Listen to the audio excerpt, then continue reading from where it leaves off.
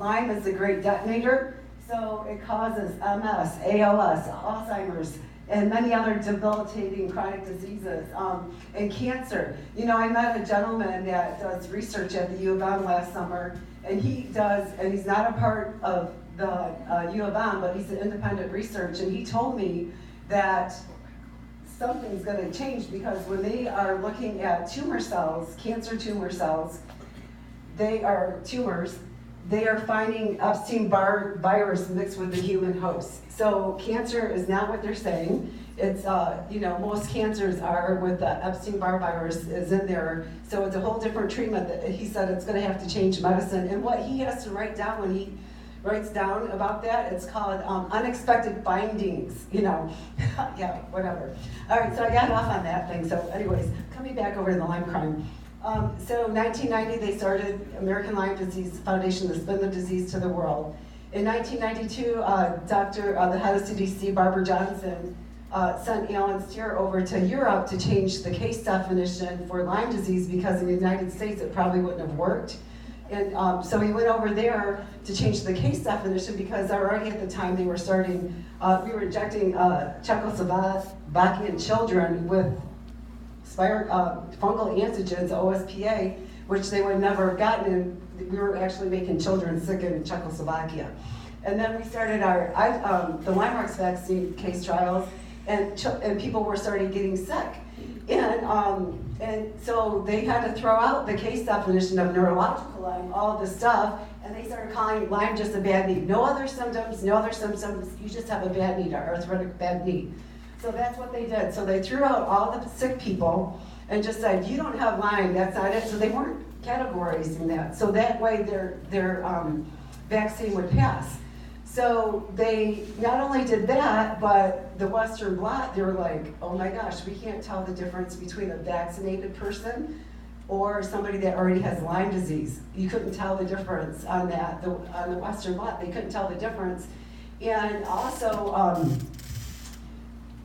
so they're like, oh no, what should we do? So they had to change the testing. So they dumbed down, I call it dumbing it down, the Western blot. So they, instead, 3 deviations is what usually for testing the FDA, it has to be the closest specificity to that disease, that organism or whatever. They took it up to 5 standard deviations. So the Western blot used to be before 1994 in Dearborn, Michigan, where Barbara Johnson held the conference and changed the case definition and testing for Lyme disease. It used to be banned 41 KD, by the way, and then you roll out syphilis. So 41 KD is flagellin. That's really all you need on your Western blot test. Now they also have bands 31 and 34. That's the outer surface protein of Lyme disease, and that's like very toxic. And so they took it out because that's what those things were, what they were injecting into humans. Band 31, 34, outer surface protein, fungal antigens. That's what they were injecting into people.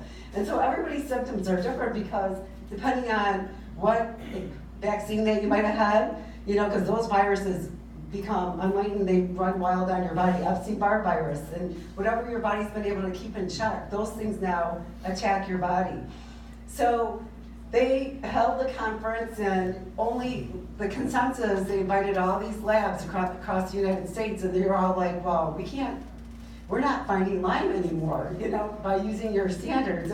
But they had criminals on the FDA, and they were able to pass the testing for Lyme disease that now says that Lyme is no longer Lyme borreliosis, or AKA relapsing fever, which, by the way, you could never ever have a vaccine for this disease. It changes, it's an antigen, it keeps changing itself. There's no way you can vaccinate against this disease. So that's what they did. That's basically what they did. So they threw out all the people that were very sick. So they were continued on. So they convinced the labs, and that's what it was. The FDA said this is how you test for Lyme. That's what they did. So and the reason why was because they had patents, and they wanted to have new. When Lyme-Rx came on the market, they said.